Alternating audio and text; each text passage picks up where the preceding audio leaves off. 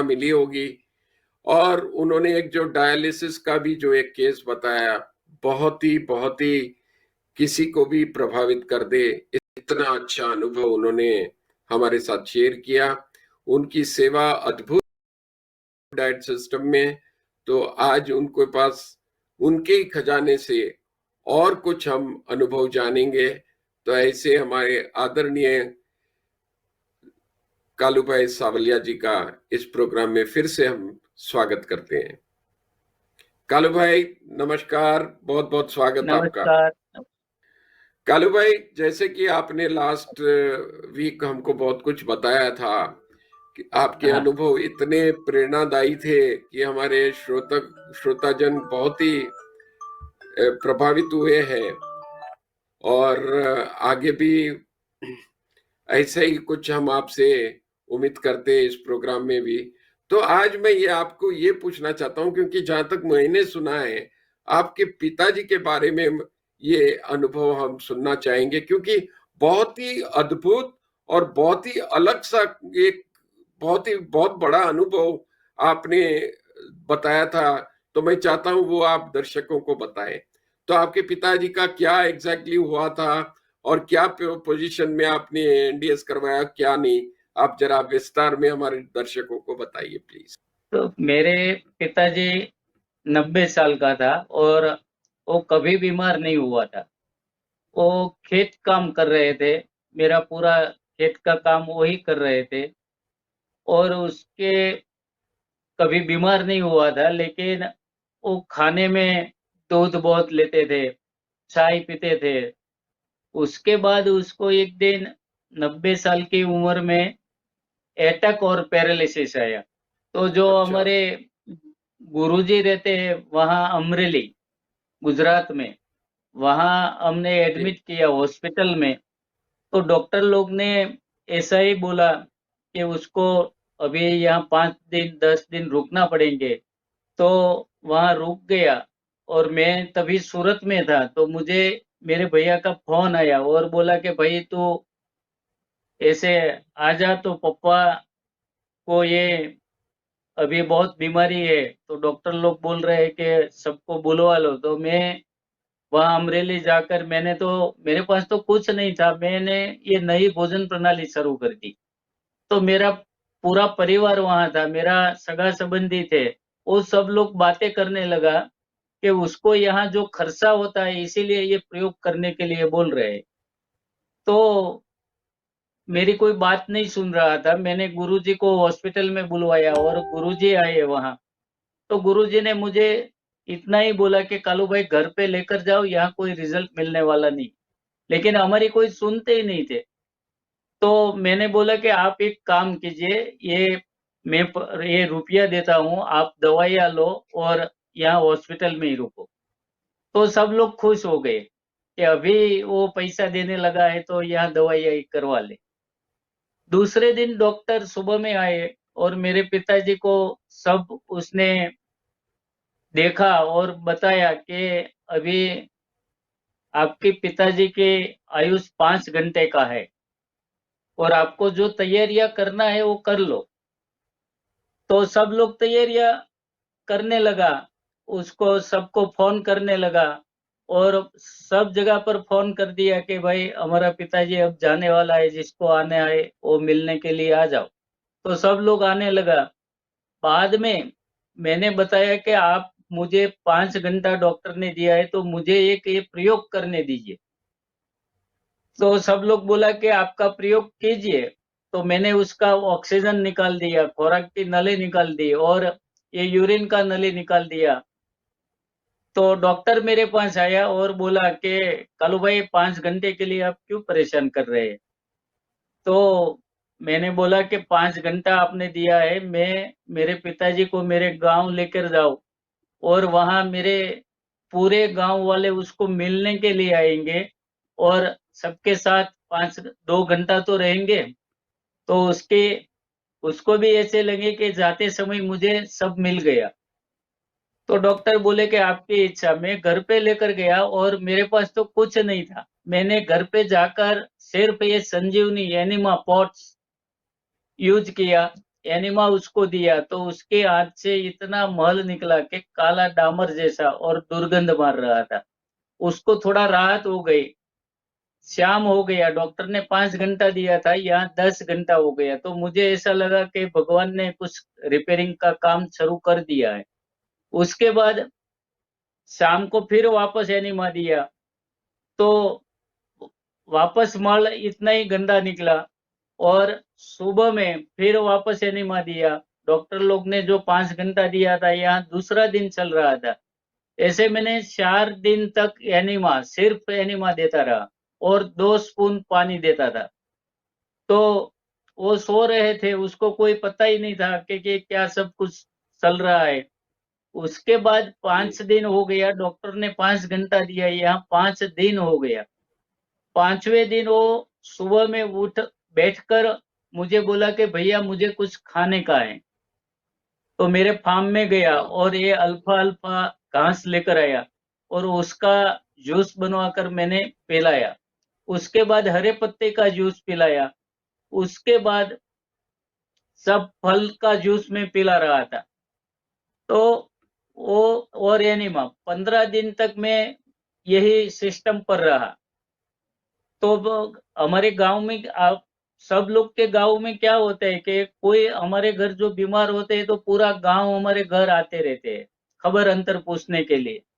यहाँ मेरे गांव वाले सब कुछ आ रहे थे, लेकिन आने के बाद उसको वो चाय पानी पीकर चले जाते थे। बाद में हमारी बातें करते जाते थे कि ये मार देंगे, ये ऐसा करवाते हैं, एनिमा करवाते हैं, ये घास फूस का जूस पिलाते हैं। पर मैं किसी को सुनता नहीं था। मुझे पता था कि भगवान ने रिपेयरिंग काम शुरू कर दिया है। वो 15 दिन हो गया। 15 दिन के बाद धीरे धीरे चलने लगा और मेरे गांव के मंदिर पे जाने लगा। तो 90 साल का तो था ही। तो मेरे पूरे गांव वाले बातें करने लगा कि ये अभी लड्डू नहीं खिलाएंगे कि वो तो जिंदा हो गया। ऐसे सब लोग ने ऐसे लगा। तो मैंने किसी को, मुझे लड्डू खिलाना ही नहीं था। उसके बाद वो 15 दिन धीरे धीरे चलने लगा। उसके बाद 10 साल तक वो जिंदा रहा और मेरा खेत का काम किया। और उसका मृत्यु भी ऐसा हुआ कि एकादशी के दिन, अगले दिन हम सब लोग ने रात को खाना खाकर बातें करते थे और सब सो गए। और एकादशी के दिन सुबह 3 बजे उठकर मेरा पूरा परिवार को उठाया, जगाया और बोला कि अच्छा आज मुझे भगवान भगवान लेने के लिए आए हैं। तो ये टाटा करके गया, सबको टाटा करके गया, सबके वाह क्या बात सामने है। उसका मृत्यु हुआ। तो यही ये एक साधना है, ये हमारी अनुभूति है, इसीलिए हम उसमें जुड़ गए। ऐसे एक प्रयोग मेरे पास ऐसा ही आया था। तो उसमें जी डॉक्टर लोग ने मुझे रिजल्ट नहीं करने दिया, तो ये रिजल्ट नहीं मिला। 2013 में हम भोपाल में गए थे शिविर करने के लिए। तो वहाँ विधानसभा में सब विधायकों को यही खाना खिलाया। तो वहां से हमको 10 दिन के बाद हमको गुजरात आना था, हमको दिल्ली भेज दिया। तो दिल्ली हम गए। तो दिल्ली वहां हमको अटल बिहारी वाजपेयी, जो हमारा माजी वड़ा प्रधान थे, उसके घर हमको जी भेज दिया। तो वहां हम गए और हमने देखा तो अटल बिहारी वाजपेयी एक बेड पर सो रहा था। उसको हलन चलन बिल्कुल नहीं, सामने एक टीवी, वो देखते थे। तो वहां जाकर मैंने ये ट्रीटमेंट चालू की। उसको भी मैंने मेरे जात से एनिमा दिया और ये सब हरे पत्ते का जूस, ऐसे सब कुछ जूस में पिला रहा था।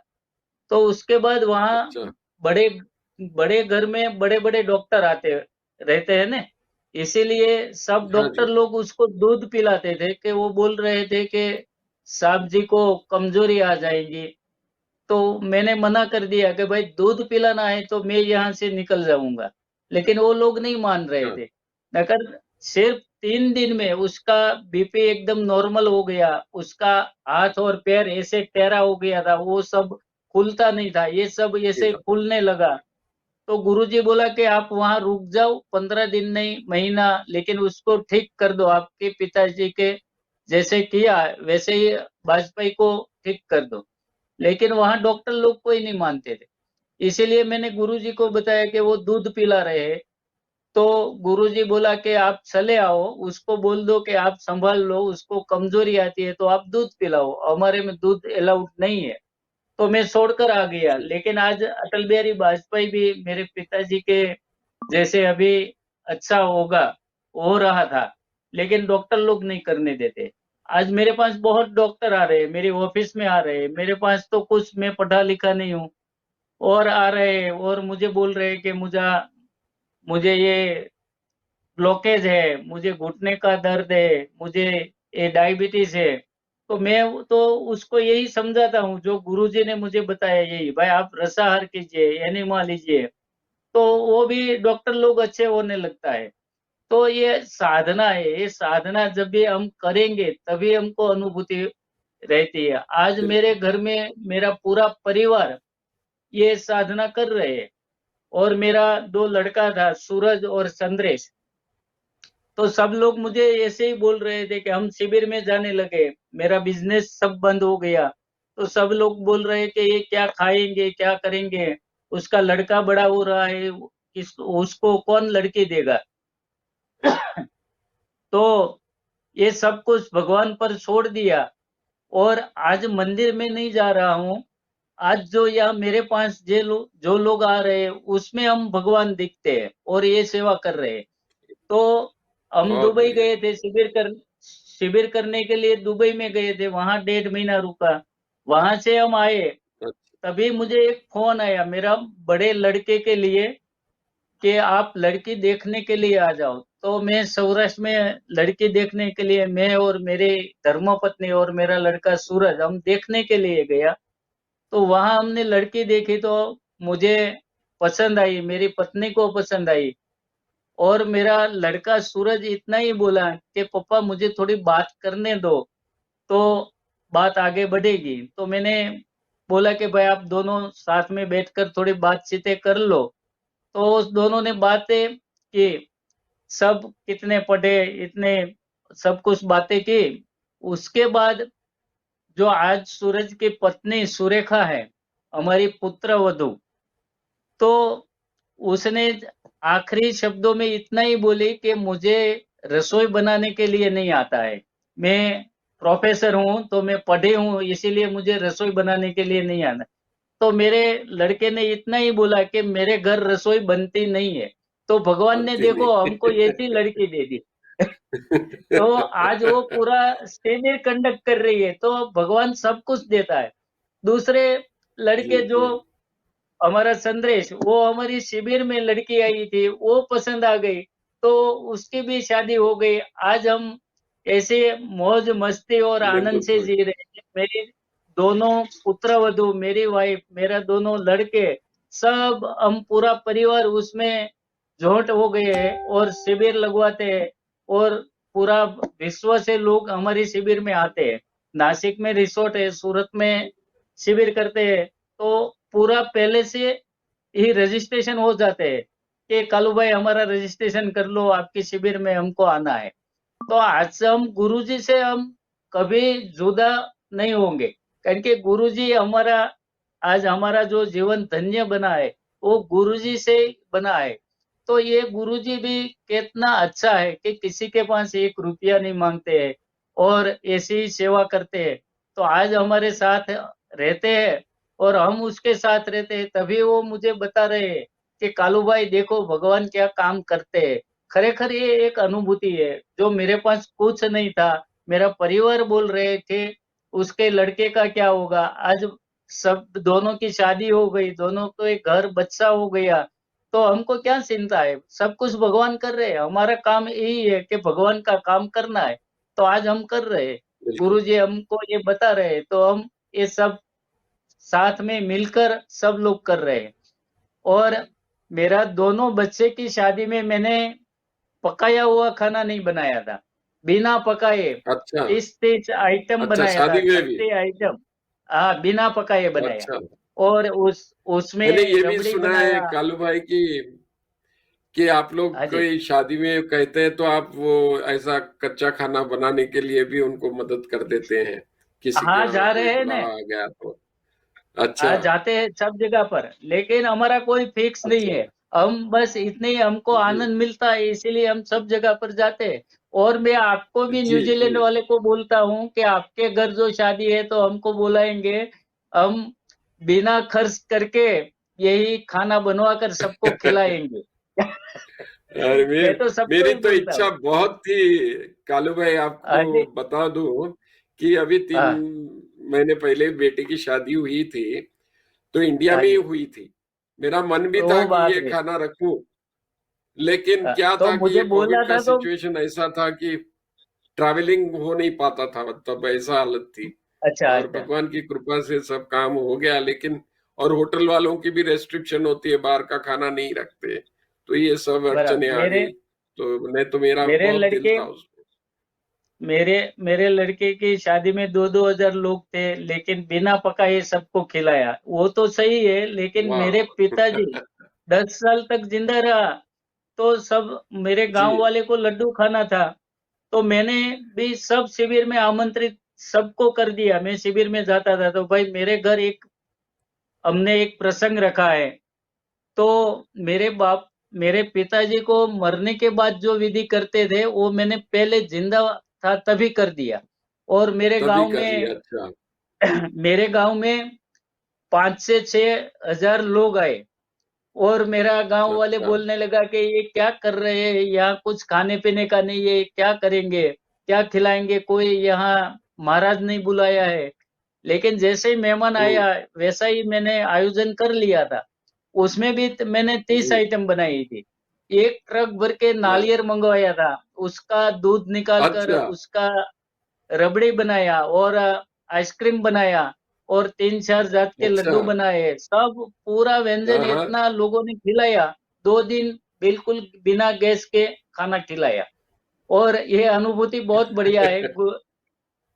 तभी नहीं नहीं, ऐसे कभी 6 भगवान महीने ने जैसे। मौका दिया तो आपकी कोई शादी में खाना होगा तो हम जरूर पहुंच जाएंगे वहां पे। हाँ, मुझे चौक्कस। बहुत सुना है आ जाओ आपके आ बारे जाओ। में, आपने कई रेसिपी भी काफी बनाई है आप लोग ने।